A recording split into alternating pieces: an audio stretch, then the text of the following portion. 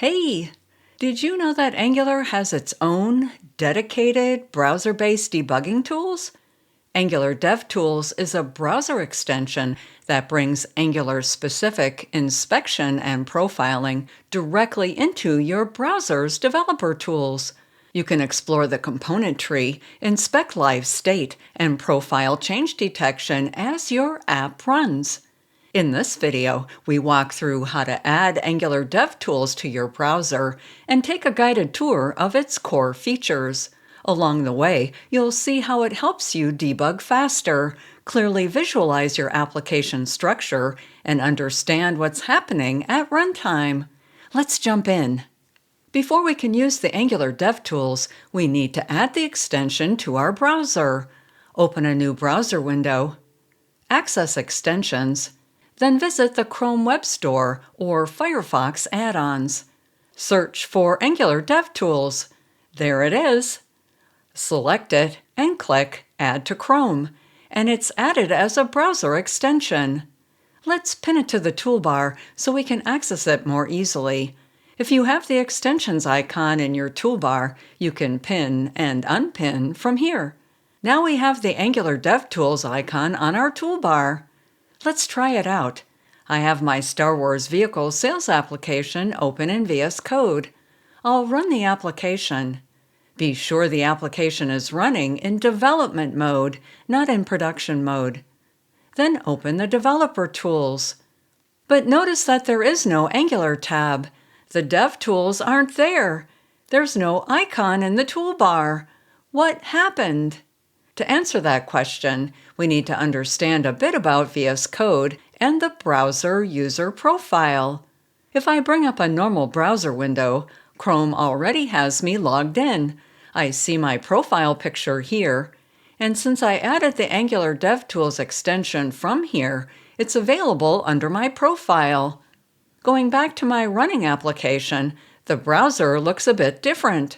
By default, the VS Code debugger launches the browser using a separate, temporary user profile. Notice that the browser doesn't have my profile picture. It doesn't know it's me. Any extension I added under my profile won't appear. VS Code does this to ensure that we have a clean and predictable debugging environment, ignoring our settings and extensions. So what do? One option is to change how VS Code launches the browser so it uses our user profile. In my project, I'll navigate to the .vscode folder and open launch.json. If you don't have this file, select Run and add configuration to create it. Under the Launch configuration, add the user data dir field and set it to false. This tells the debugger to use the default user profile instead of a temporary one. I'll stop the application and rerun it. Notice that it now brings up the browser under my user profile, and I can see the Angular DevTools, yay! But wait, where's my application? VS Code is saying unable to attach to browser. I was never able to get this technique to work. If you've had success, drop me a comment below. So, is there another option? We can launch the application from the browser manually. Undo the change to the launch.json file. Here is the URL that VS Code uses for our application. Copy it and paste it into the browser window. And there we are. We see the application and our Angular icon shown in pink. We're ready to debug. Open the developer tools. Now we see an Angular tab. Click that tab and we're in. Let's start by clicking this information icon. It shows us the Angular and DevTools versions. Moving to the toolbar, with the Components tab, we explore the component structure and state of our application.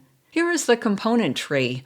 It provides a visualization of the hierarchical relationship between the loaded components and directives. In the UI, click on Vehicle List. We've now activated the SW Vehicle Shell, SW Vehicle List, SW Vehicle Detail, and SW Cart Total components.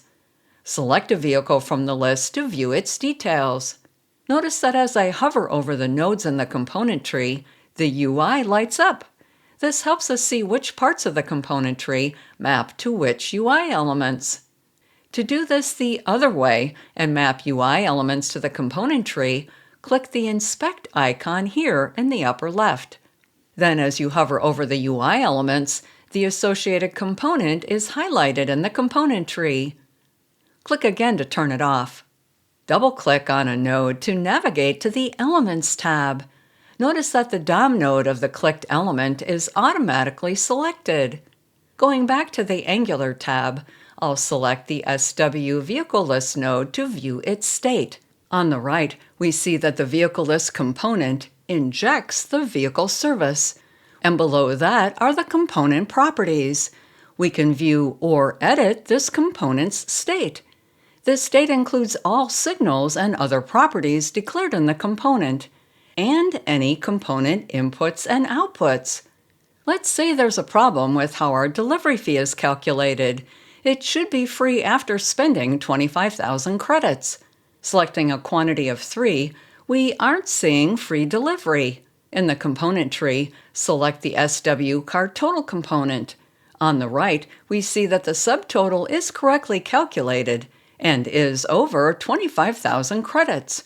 But the delivery fee says $999, not 0. Let's view the signal graph. Click on the icon here next to the delivery fee. The signal graph shows us all of the signals declared in the component, how they relate, and when they interact. Note that the signal graph is available starting with Angular version 20.1. The signals in the tree are color-coded. The current component is shown in gray. Normal signals are shown in blue. Computed signals are green. Effects are purple. Linked signals are red.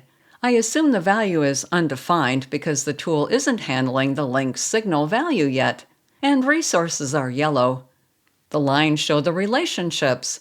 Click on a signal to view its details. The epoch defines the number of times that the value was changed since it was initialized.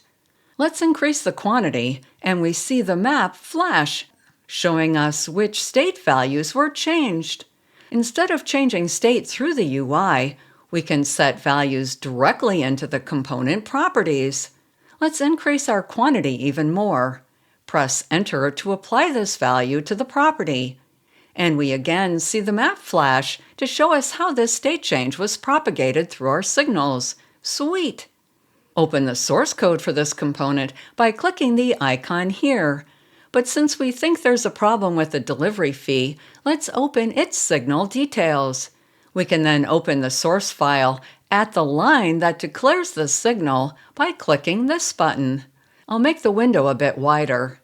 From here, we can set breakpoint and watch variables. Oh, I see. I typed one too many zeros here. I'll fix that later. Going back to the Angular tab, the Component tab is great for seeing the structure and state of an application. It also inspects deferrable views and shows hydration status if you use these Angular features. Next, let's check out the Profiler tab. This profiler helps us visualize the execution of Angular's change detection. From here, we record a profiling session. Let's start fresh. I'll click the Home button and refresh the browser. Then click Record. I'll click the Vehicle List menu option, select a vehicle, change the quantity, and stop the recording. Each bar here represents a separate change detection cycle. The taller a bar is, the longer the application was running that change detection cycle. Click on each bar to see what was happening. We can view the data as a flame graph, tree map, or bar chart. As your application gets more complex, this tool can aid in identifying performance issues. Moving on to the Injector tree, this helps us inspect Angular's dependency injection. It depicts the injector hierarchy of our application as 2 trees, environment and element. Note that this tab is only available for applications built with version 17 or higher. Looking at the environment hierarchy, This illustrates our injector hierarchy. To see the services injected in root, click on Root. There are lots of them here, so search for Service. We see our 2 injected services in addition to 2 system-provided services. I'll close the details and move on to the element hierarchy. It starts with the app component. We can see 3 router links and a router outlet. Right now, the vehicle shell component is loaded into that outlet. If I scroll the component tree, you can see that the vehicle shell loads the vehicle list, vehicle detail, and cart total components. For a cleaner picture, click Hide Framework Injectors. Then we only see the components we've created. This tool is especially helpful when you're exploring unfamiliar code or coming back to a codebase you haven't looked at in a while. Lastly is the router tree. It shows you all of the defined routes for the application. My sample application only has 3 routes, plus the empty default route and wildcard route. The current route is highlighted in green. Click on a route to view details. Here we see this is a lazy loaded route. This feature is most helpful when working with applications that have extensive routing. With Angular DevTools, you can see your application structure, watch state changes, diagnose change detection performance issues, explore unfamiliar code safely, and debug without touching source code. If you'd like to see a deeper dive into any of these features, drop a comment below. Thanks for watching. If this video was useful, please like and subscribe.